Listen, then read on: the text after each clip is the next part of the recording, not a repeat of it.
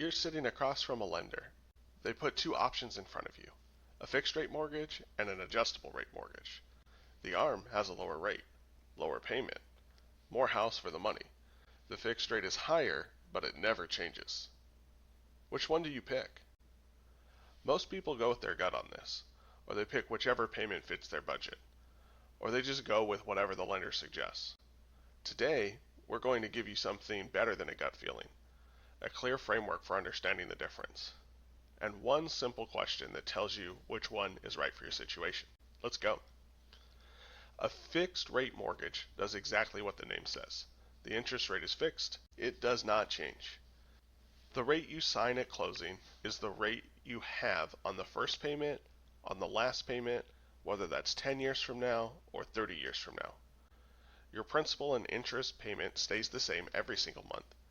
Your taxes and insurance can change over time, and that affects your total payment, but the mortgage itself is locked in, predictable, and permanent. The most common fixed rate terms are 30 years and 15 years. A 30-year fix gives you the lowest monthly payment spread over the longest timeline. A 15-year fix gets you to the payoff faster and a lower interest rate, but the monthly payment will be higher. The reason most people choose a fixed rate mortgage is simple: certainty. You know exactly what you owe every month for the life of the loan. There are no surprises, no adjustments, no conversations with your lender about why your payment went up. For most people, that predictability is worth a lot. An adjustable rate mortgage, an ARM, has a rate that can change over time, but it doesn't change immediately. There's a fixed period first. Here's what to look for. You'll see ARMs described as 5-1, 7-1, or 10-1. The first number is the fixed period, how many years the rate stays locked. The second number is how often it can adjust after that, usually once per year, sometimes once every 6 months. So, a 5-1 ARM means your rate is fixed for the first 5 years. After year 5, it can adjust once per year based on market conditions. A 7-1 ARM would be fixed for 7 years, then can adjust annually. A 10-1 ARM would be fixed for 10 years, then would adjust annually. During that initial fixed period, your rate is typically lower than a comparable fixed rate mortgage. That lower rate means a lower payment, and that's the appeal. What happens after the fixed period depends on the index and margin your loan is tied to, and the adjustment caps built into the loan. We'll break that down in a minute. When an ARM adjusts, it doesn't just adjust to whatever the lender wants. There are rules. The adjustment is tied to a public index, typically the Secured Overnight Financing Rate, or SO, plus a margin set by the lender. Index plus margin equals your new rate. But here's the part most borrowers don't know about: the adjustment caps. Caps limit how much your rate can move, per adjustment and over the life of the loan. You'll typically see a cap structure written as something like 225. The first number 2 is the initial adjustment cap, the maximum the rate can increase at the first adjustment after the fixed period. The second number 2 is the periodic cap, the maximum it can increase at any single adjustment after that. The third number, 5, is the lifetime cap. That's the maximum it can increase over the entire life of the loan. Let's look at a real example to make that make sense. If you have a 5-1 ARM at 6% with a 225 cap structure, at year 6, the first adjustment, your rate can go no higher than 8%. At year 7, the second adjustment, no higher than 10%. And at any point in the life of the loan, no higher than 11%. That's your worst case scenario. Know it before you sign.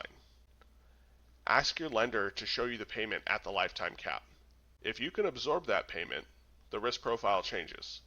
If you can't, that tells you something pretty important. In 12 years of banking, the majority of clients I've helped decided a fixed rate mortgage was right for them. Not because ARMs are bad products, but because most people plan to stay in their homes long term. Here's how to know what's right for you. One question: how confident are you that you will sell or refinance within 5 to 7 years? If your answer is yes, and it's a real yes, not a hopeful maybe, an ARM might genuinely make sense for you. You capture the lower rate for the fixed period, you're out before the adjustments start, you paid less interest the whole time. But if that answer is I think so, or I hope so, or probably, that becomes a fixed rate answer. Here's why the certainty matters so much. Life changes, plans shift. The job transfer that was supposed to happen didn't. The move you planned got delayed 3 years. And suddenly, you're in year 6 of a 5-1 ARM, watching your rate adjust higher in a higher interest rate environment. That 5 to 7 year window exists because that's typically when the ARM's lower initial rate stops saving you money compared to what you would have paid on a fixed rate. Beyond that window, the math usually favors a fixed rate mortgage. Run the actual numbers with your lender. Ask them, at what month does the fixed rate loan save me more money than this ARM? That answer tells you everything. Fixed rate is usually the right choice when you plan to stay in the home long term, more than 7 years. You want payment certainty and don't want to think about risk. You're on a tight budget where a payment increase would cause real hardship. Or you're buying in a low rate environment and want to lock in. An ARM can genuinely make sense when you have a real concrete plan to sell or refinance within the fixed period. You're a high income borrower who can comfortably absorb a rate adjustment if plans change. You plan to pay down the loan aggressively before the adjustment period begins. Or you're in a high rate environment and believe rates will fall, allowing you to refinance before the adjustments kick in. Neither product is inherently better. The right choice is the one that matches your actual situation, not the one with the lower number on the rate sheet. So fixed or adjustable? Now you know how to think it through. The main question is, how long are you staying? That answer does most of the work. So are you leaning fixed or adjustable? And what's your situation? Drop a comment. I read and respond to every one. Also, episode 6 is coming. We're going to talk about closing costs, what they are, what you're actually paying for, and how to avoid being surprised on closing day. I'll see you there.